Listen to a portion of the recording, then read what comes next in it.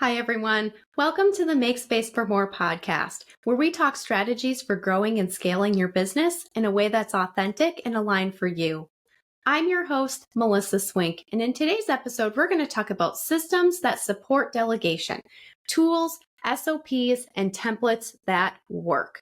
And why are we talking about systems and tools, and why are they important for delegation? I have owned a virtual assistant services company for about 13 years now. I work primarily on my own for the first 6 years of owning my company. I now have a team at this recording of about 25 people, including myself. I have worked with a variety of clients. I have worked with a variety of team members over the years.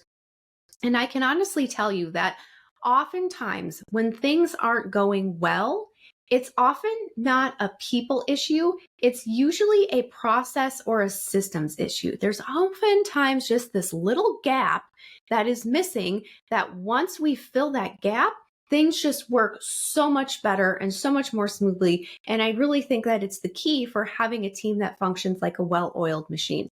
To demonstrate my point, I want to share with you a story from a previous client that we used to work with. It's been a couple of years now, but our team was working with her on a variety of marketing tasks, social media, email newsletters, blogs, and things like that.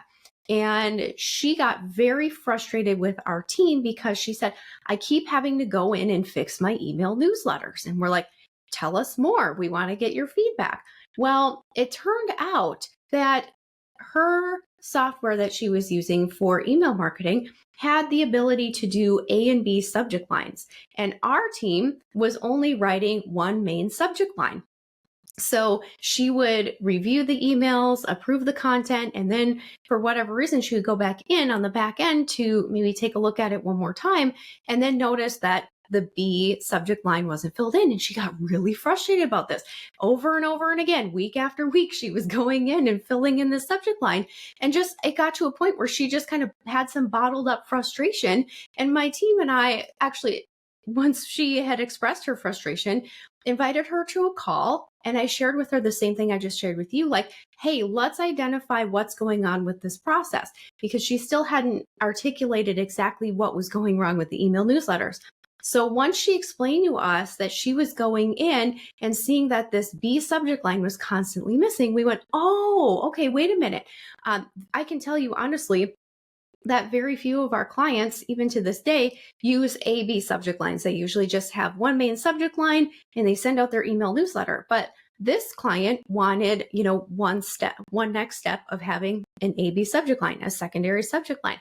So what we did was once that light bulb got turned on, like, oh, okay, that sounds great. We can help you with that. What we did then was we went into her email newsletter templated document. So we had an internal document where we had the email content basically written out and then images linked before we would populate that into the system. That's where our content writers were actually writing the email newsletters and sending them off for approval. So what we did was we put subject line A and then subject line B into that template, and the client was thrilled. It was that simple fix that all we had to do was modify our template so that it was very clear to those writing the emails that we need two subject lines.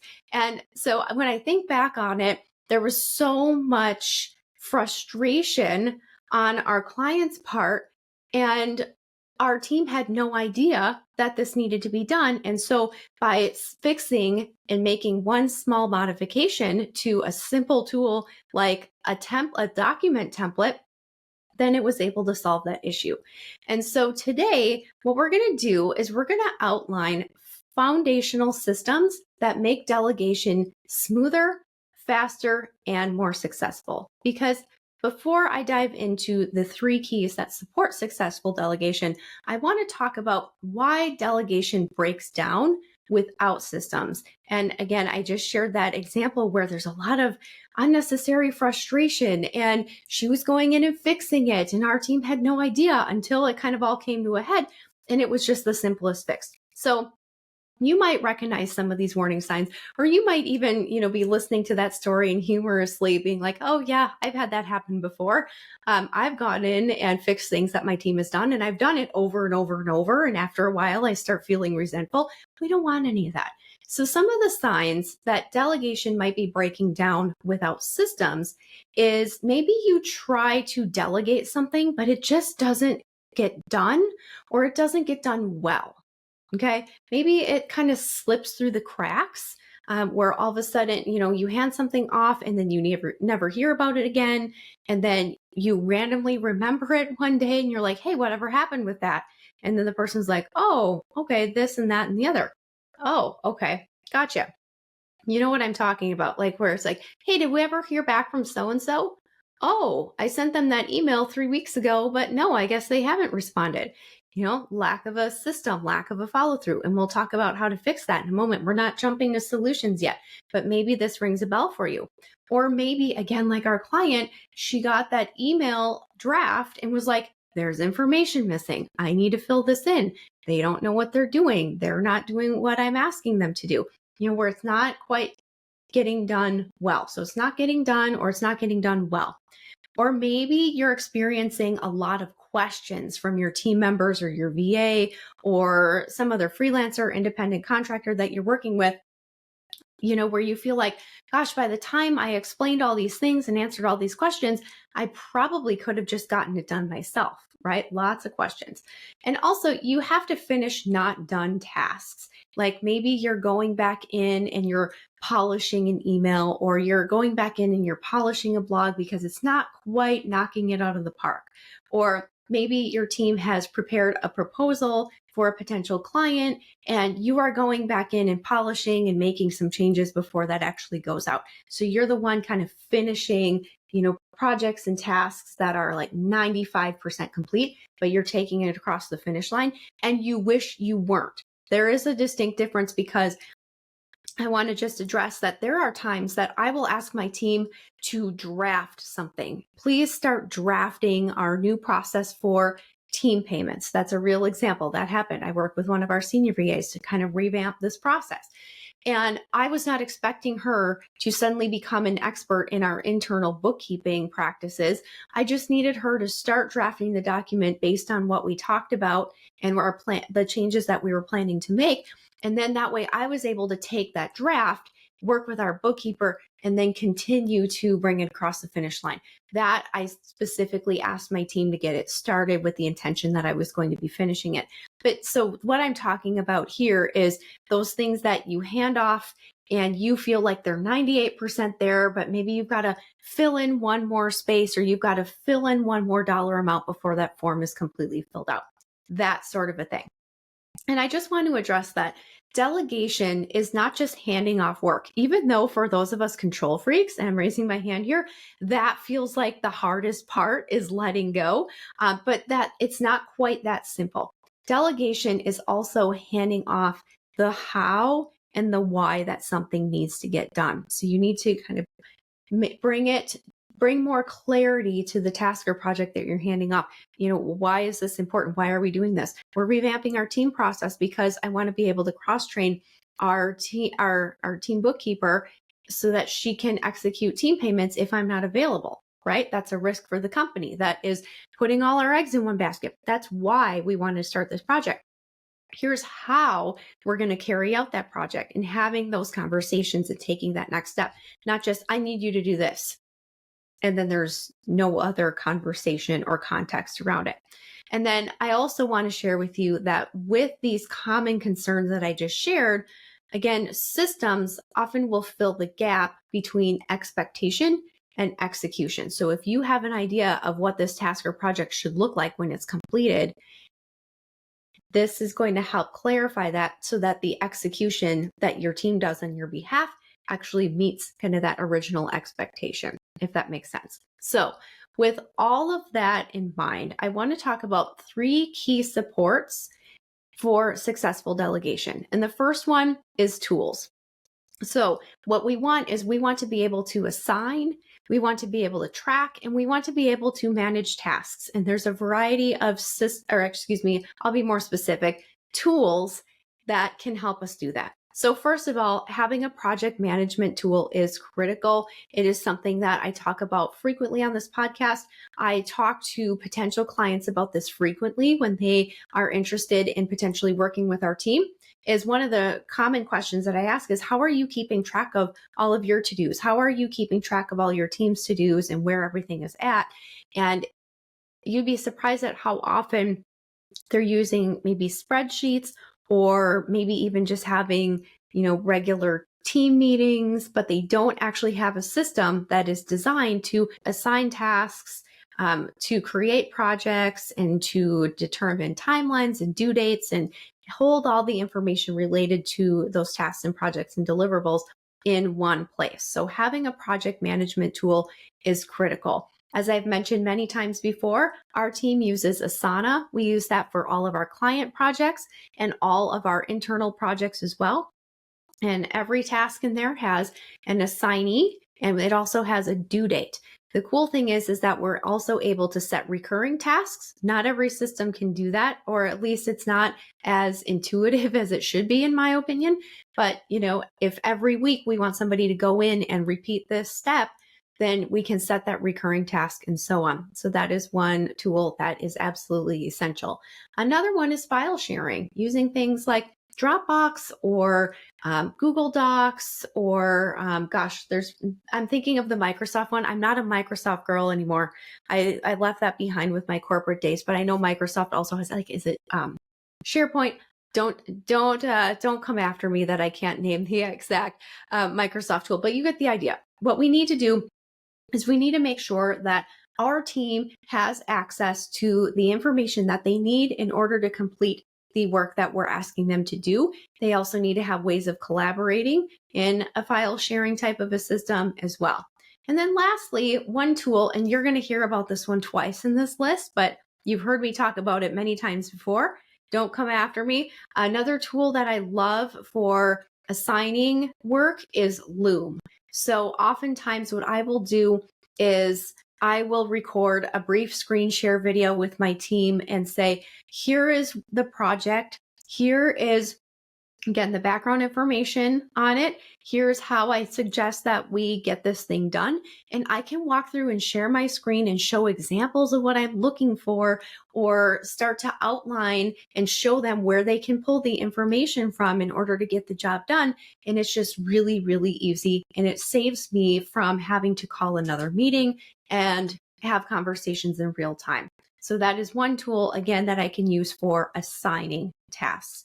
That's also great for providing feedback as well. So for one example, if I have our graphic designer create a PDF document about maybe a new program we're going to be offering, what I can do is I can pull up a Loom video, or I should say I could use Loom to create a video, pull up the PDF draft that she created and show her, like, can we make this bigger? Can we make this smaller? Can we change this color from this to that, and so on. And then it's just very visual, rather than writing out a super long email trying to describe visually what changes need to be made to that project. So those are some of the key tools that I love to use, and certainly encourage all of our clients to use as well. Another key support for successful delegation is SOPs. Don't glaze over. I'm going to share some really easy ways in order to do this. But the importance of having documented SOPs is that you need to have an outline of how something needs to get done. That's ultimately, in the long run, going to save you a lot of time and energy. It's also going to provide for easy training. So if you need to cross-train a team member on taking over the task, or if you have a team member leave and you need to have, a new person come in and have them pick up where they left off, super easy when you have SOPs. The onboarding period and the training period is still there. So certainly sometimes, there's some slower efficiency as someone's learning a new task, but the bones are there for them to work from. You're not going to be starting from scratch, explaining how to do the task all over again. So what am I talking about with SOPs? So certainly you can just create a simple document of, here are the steps in order to get this task done. I mentioned Loom before. I'm going to mention it again. I frequently use Loom to record a video how to get something done. And we do this for so many of our repetitive tasks that we're doing on a daily, weekly, monthly basis, quarterly basis, and so on. Loom is great for recording how a task needs to get done. And I want to share with you, if you're thinking, oh my gosh, I have enough on my plate already. I really just don't have the time to create these SOPs. Or maybe you're like, okay, I got it. I know that it's important that I have this, but it's always something that gets put on the back burner. And that's very, very common.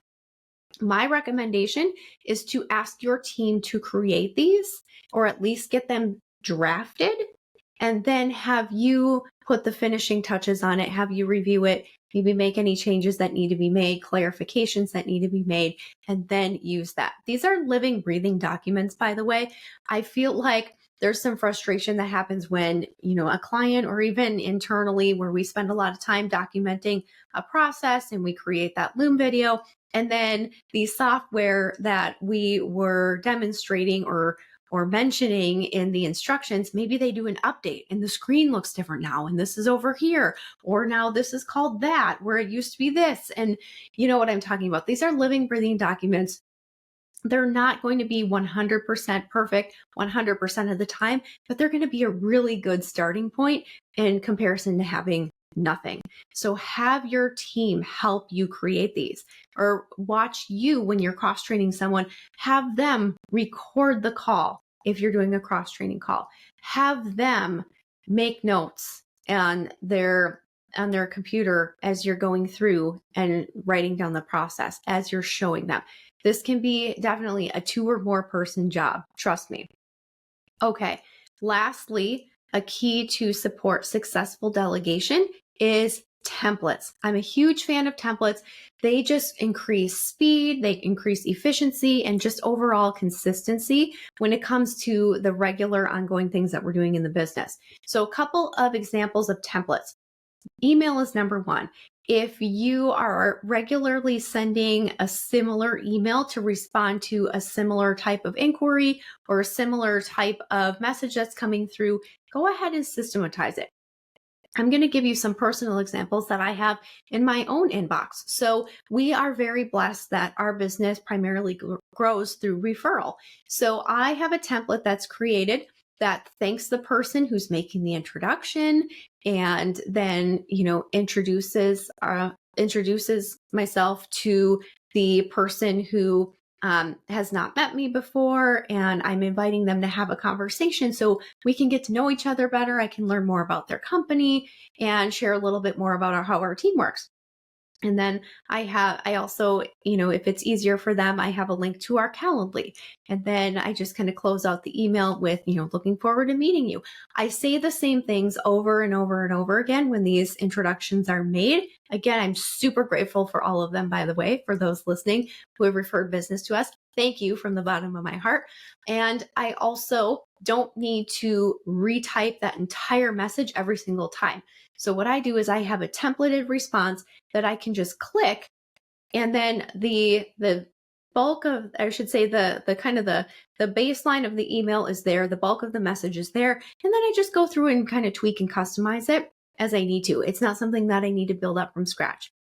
Another email template that we use, there are so many, honestly, but when we have a new team member coming on board, I have a welcome email that is a template that I can just click. I can fill in their name. I can fill in their start date. I can fill in the person's name who's going to be training them, and all the information. I can just go through and fill in that information rather than retype the entire email every time.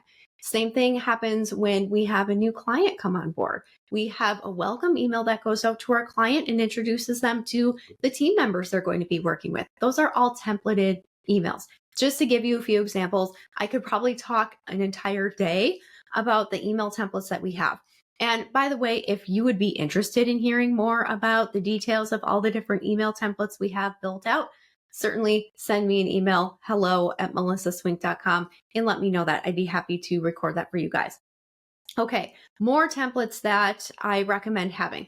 Onboarding checklists. This is huge. This is going to go for team members. This is also going to go for clients.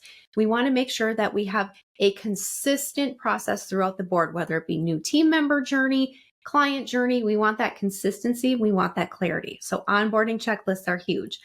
Also, content calendars is something that I thought about as well when we think about templates, because I know that even in our business, we do marketing work for a variety of clients. So we have generally speaking, Google Sheets, basically, that we use to create custom content calendars for our clients. And that's how we outline what type of content is going out and when. And we can see kind of the common themes throughout the course of a month.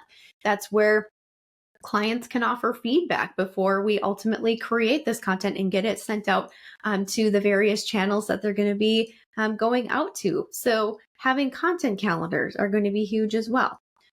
Lastly, proposals. I do have a couple of templated documents and spreadsheets that I use for when we send out proposals to potential clients. So that just, again, has the bulk of the things that we want to include, what we want to say, but then we're just able to drop in very specifically client's name, business name, the types of deliverables that they're looking for from our team, what start dates we're looking at. All that can be filled in, but we do have a template that we use, and it just makes it so much easier and so much quicker to get those sent out. So tools, SOPs, and templates are the three key supports for successful delegation. So all of that being said, just to bring everything to clarification for you and kind of bring this to a conclusion is, we want to talk about the benefits of building these supports, because this is not a simple undertaking. I should say it's not a difficult undertaking. It is a fairly simple undertaking, but it can be time consuming. It can require some time and effort on your part and your team's part in order to build all of this up. So why do we want to spend the time on this? So as I mentioned, honestly, it just helps you and your team, get working together like a well-oiled machine. And so what exactly does that mean? It means that tasks can be completed independently because it is very clear. This is what done looks like. This is the task. This is the why behind it. Here are all the steps to get it done. This is what done looks like. So there is less of a need for team members to ask you questions or ask for your input or have you review something before it is officially, final or marked complete. Requires a lot less management on your part, which means that you can spend more time being the CEO of your company. We don't want to be babysitting people. We don't want to be managing projects. We're all in a different part of our delegation journey and our scaling journey, but I can tell you that that's not a place that you can live in sustainably forever if you're continuing to grow and to scale. We also can enjoy some faster team onboarding and really client results too. I'm going to go ahead and say client onboarding in there as well, because when we have things really systematized and buttoned up, I think that getting a new team member up and running with working with your team successfully happens faster. I think that clients get their results faster when you are well organized and have these things in place. I would also say that your team is more empowered and efficient because they know exactly what needs to get done, and they're able to just take full ownership of these tasks and projects that you are delegating to them. And then lastly, generally speaking, having systems creates business resilience and scalability, because you're not going to be spending your time reinventing the wheel every time you need to do this task. And you're also, again, able to just work more closely with your team and have that experience overall be more efficient for you and also your clients as well. And also, again, if we're reinventing the wheel every time, or you are constantly answering questions, or if you are constantly having to dot the I's and cross the T's on every project that goes out, that's just not scalable, because again, that puts you in the place of being the bottleneck. So all of that to say, delegation isn't just about hiring, it's about building support around the handoff itself. So I want to hear from you. After everything that you heard me talk about today, what is one task that you plan to systematize with either a tool or an SOP or a template, or maybe kind of a combination of all three, depending on how large that task is? I would love to hear from you. Please send me an email, hello@melissaswink.com. Let me know what is one thing that you are going to work on systematizing this week. Thank you so much for tuning into today's episode. I hope that you found it helpful with practical information and stories and strategies that not only does my team use, but we also use with our clients as well. And I will be back next week with another episode of Make Space for More. Have a wonderful day, everyone. Bye-bye. Thank you for tuning in to another episode of Make Space for More. We know these insights are valuable, and we hope you are inspired to keep growing your business beyond you. Remember, growth is a journey, and you don't have to go it alone. Until next time, keep automating, delegating, and elevating your business. This is Melissa Swink, and I'll see you on the next episode of Make Space for More.